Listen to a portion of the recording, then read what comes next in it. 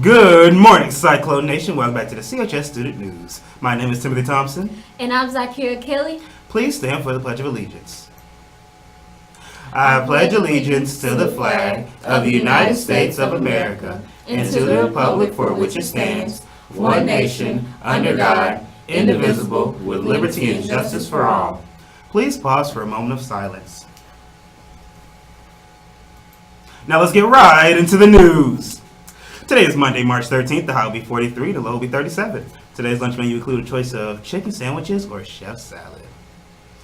We missed having a snow day holiday, but we still have a 4-day week. Teachers have a work day on Friday, and students, we have a holiday. Our administrators would like to thank everyone for their cooperation during last week's testing. This year, we have talked about internet safety through the iSafe program. The IT department would like to remind you that not only should you never give out your password to anyone else, you should not share your laptop with anyone else. Even the loaner should not be shared. When your laptop is repaired, you should take your loaner back to F5 as soon as possible. We should be good digital citizens as well as good citizens at CHS.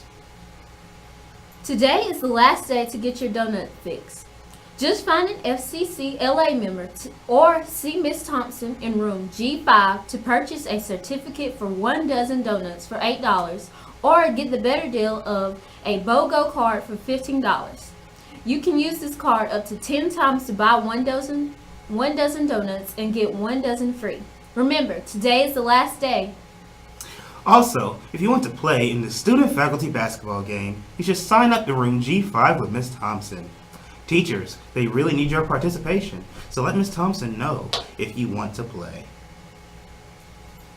These juniors interviewed on Friday for one of a few spots to attend Boys and Girls State this summer.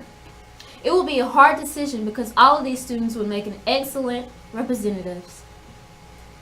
These students should go by the Media Center as soon as possible to see Miss Queen, Jeffrey Plessley, Isaiah Kinley, Alex Smith, Cody Lee, Thomas Parker, William Stewart, and Anastasia Meadows. Now, a moment in women's history. Dr. Temple Grant made improvements to the handling of livestock, earned a PhD in animal science, and became an author, teacher, and speaker. She accomplished all this while living with autism.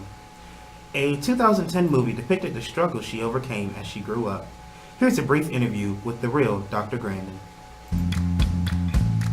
I can remember the frustration of not being able to talk. I couldn't get my words out. My speech came in gradually, a few words at a time. When I was a little kid, I was very autistic, nonverbal, rocking. You know, that's the kind of kid they just put away in the institution. But I had a speech teacher that worked really hard with me, and I can't emphasize enough the importance of young children getting early intervention. You got a 2-year-old or 3-year-old with no speech, don't wait.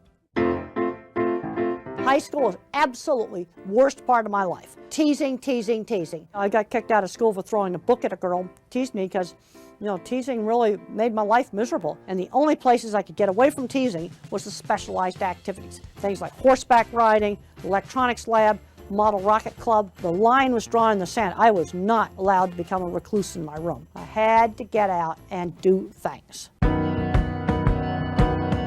I'm always kind of baffled at just how illogical people are in their thinking. I'm very logical in my thinking. But when I was younger, I didn't know that other people thought more in words. You see, I think in pictures. If I don't have a picture, I don't think. And my mind is very, very associative. Being a visual thinker, I tend to put things into categories. You see, autism is a very big spectrum. At one end of the spectrum, you got half the people at Silicon Valley. And then at the other end of the spectrum, you've got somebody who's very handicapped, remains nonverbal, is going to have to live in a supervised living situation. Really, really big spectrum. And you know, Einstein probably be labeled autistic today in a lot of school systems because he had no speech until age 3. I'm interested in seeing something that makes real change. I've done a lot of work that's made a lot of improvements in the livestock industry, and I think I've helped a lot of kids succeed. I want to see the kids that are like me succeed. That's the kind of stuff that makes me happy, when I see the things that I do make a difference. And always remember, Cyclone Pride. We're expected to have personal responsibility, respect, individual readiness, and determination every day.